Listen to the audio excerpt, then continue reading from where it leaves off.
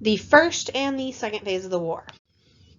So, looking at the rest of this first phase of the war, the thing is, we're seeing a lot of the fighting has been going on in New England because that's where the British see the problem as being. They would replace General Gage with Sir William Howe as their commander-in-chief, and actually Sir William Howe's brother, Richard Howe, would become the admiral of the British naval forces. The British headquarters really is going to be New York City, and that's partly because New York City had a considerable large amount of loyalist forces there. The British are going to manage to overwhelm Washington's forces and drive them out of Manhattan as well as the area north and around the city. And so in this way, the British are winning a lot of these engagements. The problem is they were really hesitant to deal some sort of crushing blow against the Americans. And so the Americans were able to retreat across New Jersey and all the way into Pennsylvania. But for a time, it does seem like the American cause is lost. We see that the army almost melts away, partly because of this is when they're still gearing up to form a true continental army and everything. The only reason it doesn't is because Washington's men are going to have two small victories. The first is going to be the whole Washington crossing the Delaware, which is a famous painting and everything. And then they launched a successful surprise attack on a British garrison on December 26th. And then a week later, Washington's forces would overwhelm a British force at Princeton, New Jersey. But really after these two victories, and these were small victories, Washington's forces, the American forces, are going to withdraw to their winter quarters, and the Howes make no effort to pursue them. Both sides are basically going to suspend operations until the spring. Now, the thing is, these victories lifted American morale and ensured that the cause was not lost. The reason, though, the Howes were so hesitant, because they really could have followed Washington's forces and probably ended the American Revolution right here. But they wanted to regain the loyal subjects of America, and they didn't want to alienate them. And so some sort of crushing defeat might have risked making the Americans a permanent enemy of British rule. And by the time they realize that this cautious strategy isn't working, they've basically lost their best chance at winning the war and nipping it in the bud really early on. Then we get 1777, also known as the Year of the Hangman. The reason this is called the Year of the Hangman is twofold. First of all, the 777 suggests a row of gallows, so imagine 3 people being hung by the sevens, and it lives up to this name because it is a pretty dark year. We're going to see that the British are going to try to end the rebellion by isolating New England during this time, but their efforts are really not well coordinated. It's poorly planned, it's poorly executed all the way from Canada down to New York, and basically all the British campaigns are going to end in disaster. For instance, the Battle of Saratoga happens in this time. This is in October of 1777, and at this battle, the British commander, gentleman Johnny Burgoyne, is going to surrender to General Horatio Gates. But then in July of 1777, well, actually, this is a little previous to that, William Howe is going to march on Philadelphia. Now, the Americans are going to give a good fight here, but basically they are going to end up giving way to the British forces. And the British are going to occupy Philadelphia, which is a big deal because keep in mind, that is where Congress has been up to this point.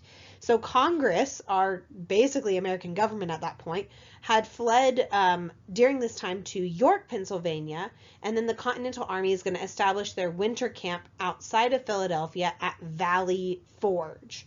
Now, the Continental Army's miserable winter at Valley Forge has kind of become famous for its hardships.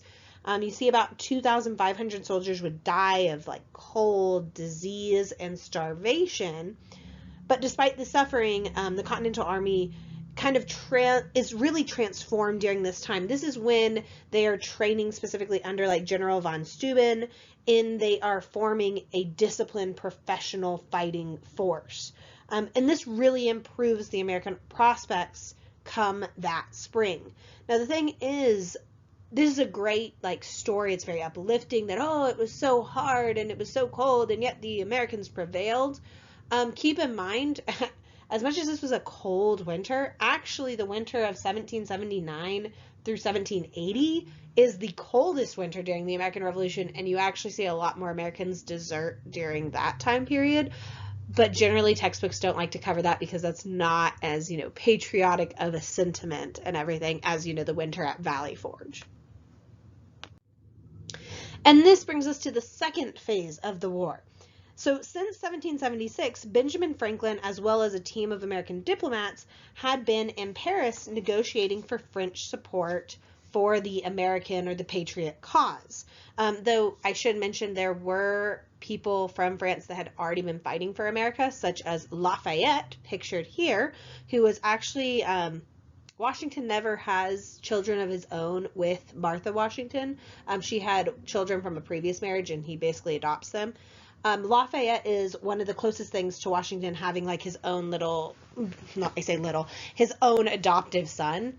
Lafayette, when he joined the American cause, he actually did so illegally because France was a neutral party when Lafayette joined. So it's this really awkward thing when Lafayette goes back to France at first because they have to like punish him for breaking the rules. But at that point, France had joined the American war. So it's very much a slap on the wrist. Lafayette's a really interesting character. He is buried in France, and there's tons of American flags, partly because of his role in the American Revolution. And so if you ever get a chance to go to Paris, France, I would definitely recommend looking up Lafayette and learning more about him because he's a really fascinating character. Anyway, basically, since 1776, they've been fighting for French support for the Patriot cause. The thing is, British Parliament during the winter of 1777 through 78 is going to realize this Franco-American alliance is very close. And so they're going to decide belatedly to try to end the rebellion by giving the American colonists what they initially had asked for. They say that we will give the American colonists full autonomy, including the exclusive right to tax themselves, but in return for their resumption of allegiance to the crown. But the thing is, France and the United States are going to conclude their alliance in February of 1778, and news of the Franco-American alliance reaches America before the British Commission. And so because of this, quite frankly, independence is now within reach. America has a huge ally with France. And so Congress refused to negotiate with the British at this point.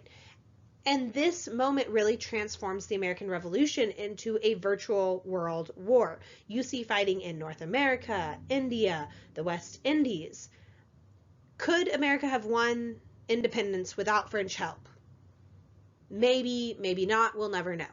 Could they have won a clear-cut victory? No. The French are going to make it a lot more clear that the American side wins at the end of this. The thing is, with the French as an ally, the agreements between France and America are going to include a commercial treaty and a military alliance. So it's economic and military. They are going to pledge to fight together until basically Great Britain recognizes the independence of the United States. And on top of that, France pledges not to see the return of their lands in North America. On top of that, France actually persuaded Spain also to declare war on Britain in June of 1779. We see other nations get involved a little bit in the American Revolution as well during this time. For instance, Catherine the Great of Russia is going to suggest that European powers form a league of armed neutrality to protect their trade with the United States during the American Revolution so that they could still trade with the U.S. and Britain without British interference on this. And so this brings us to fighting during this time frame. We're going to see things like William Howe is going to be replaced, the British forces are going to replace him with Sir Henry Clinton in the spring of 1778. But he has orders that he needs to send troops to, protect the British West Indies. And so he really has to consolidate British forces on the American mainland, and in fact ends up evacuating Philadelphia and pulling back all the way to New Jersey and New York. Now, there are going to be some battles in this, And it's not a clear cut, like, oh, now the Americans are winning. In fact, Washington lost an engagement due to like mixed up orders during this time period. So it's not clear cut quite yet. We're also seeing like Native Americans are going to raid territory in Kentucky, but also in Pennsylvania and the New York frontiers. And these British and Indian raids become stuff of legend. And it would actually stimulate a lot of savage reprisals against the Indians during the American Revolution and even after. When it comes to American forces versus the British at sea, the Americans they can't match the British at sea. They're basically going to engage in guerrilla warfare at sea. You can see, though, the naval flag is made at this time with the rattlesnake that bears the motto, "Don't tread on me." And then the last area that we see major fighting in this time is going to be the South. The thing is, remember, the South had a considerable loyalist strength to it, but Great Britain initially did not mobilize this strength in the war. But 1778, this is going to change. General Clinton is going to take control of Georgia, and he really only meets light resistance at best. Americans couldn't beat the British Army in Georgia. And then in 1779, Clinton is actually going to sail from New York all the way to the Carolina coast in the Battle of Charleston. The Battle of Charleston is the worst American defeat of the war. The British at this point were posed to like sweep the entire South, but this is when they get a bit too overconfident. So sure of their success. Clinton, first of all, this is when you start seeing those more and more news reaching the South of that, oh, those who are enslaved, if they flee the rebel side and join the British side, they are guaranteed freedom, which is a huge slap in the face to a lot of the Southern economy at this time. But also, Clinton is going to try to force American prisoner of war to resume their duties as British subjects, and in fact encourage them to join loyalist militias. The problem is, this actually is going to infuriate real loyalists because they see their enemies as getting off lightly. And then following this, we have things like the slaughter of surrendering Virginians, inflaming anti-British feeling. And so these things combined, it was just premature in his confidence. Americans really had time on their side. For instance, General Greene, one of the youngest generals during the American Revolution, would observe that the Americans fight, they get beat, but then they rise and they fight again. And yeah, they didn't necessarily defeat the British outright, but the Americans would always make sure that the British could not hold what they had taken. Furthermore, we're going to see Continentals are going to fake preparations to assault the British in New York, but instead of going to New York, they would head to the Chesapeake at Yorktown. And here Cornwallis, the leader of the British, as well as 6,000 redcoats, would find themselves besieged behind fortifications at Yorktown by both American troops as well as the French. Cornwallis basically had nowhere to go. Clinton at that time was still in New York, and so he couldn't reinforce them fast enough. And so in 1781, on October 19th, the British Army in Yorktown is going to surrender. And this is really the beginning of the end of the war, not that the Americans knew that at the time. So I ask you this question as part of your journal. What, in your opinion, is the biggest contribution to America winning the Revolution? So like if you had to list one word that led America to winning, what would that word be?